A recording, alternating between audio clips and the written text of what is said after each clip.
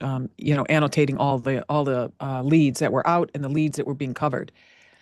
So to, fingerprint her whole house and all that, and I didn't really understand the bit about the I mean, maybe you can clarify the bit about the pacemaker. I That's don't a I don't really good understand what that point. was about. Yeah, I don't either. I was wondering what you thought about that. They were asking if she had a pacemaker. I, I I I wonder don't why. know what, unless they had some kind of an RF analyzer that can tell you how strong that signal was because they just wanted an answer quickly. But that's odd to me. I don't know what that means. We'll have to wait and see what that means. Yeah, and I'm trying to talk to her a little more today to get some more info.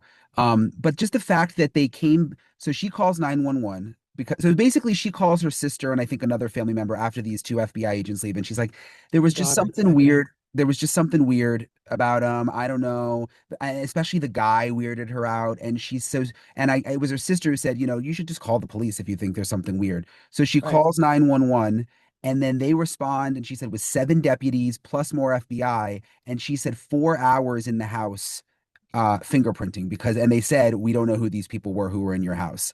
Oh, so it wasn't the FBI agents that were No, lifting prints. I no, gotcha. All right. No, that makes more this sense. was in response to her That saying, makes I more think sense. these were fake cops. And then the FBI and the deputies responding and being like, yeah, we have no record of these people. They were fake cops, and we're gonna do this whole thing. They were there for 4 hours, fingerprinting everything, took her DNA, left that night, and she went to bed thinking, oh my God, there were fake cops in my house.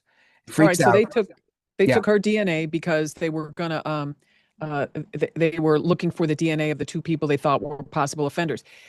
This happened. It's not uncommon Well, let for me people just let to. me finish because I want to make sure you Okay. know. So then Okay. leave at night and um she goes to bed freaked out. I let fake cops in my house. And this is right after Nancy Guthrie disappeared. This is all, they're in connection to the Nancy Guthrie case. 3 p.m. the next day, they call her and say, "Oh, just so you know, we did more checking and they actually were legit. The woman was definitely real FBI, so we can all move on." Okay, so sorry, what Right. were you So going to she say? submitted the FBI female agent submitted her report. It flagged in the system that it was in fact an FBI agent, and probably, could have been an ERT person with her or someone else that's not a sworn law enforcement officer. I don't know why he didn't take his hoodie off when he got in the house, because in a situation like this, we have to understand that people are freaked out a little bit, and you have to do what you can to sort of calm the situation down.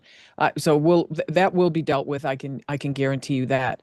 But that makes a lot more sense. So they did a buccal swab on her because they were going to compare and contrast her DNA with other DNA that they're pulling out of the house when they were trying to figure out who these fake offenders were, even though they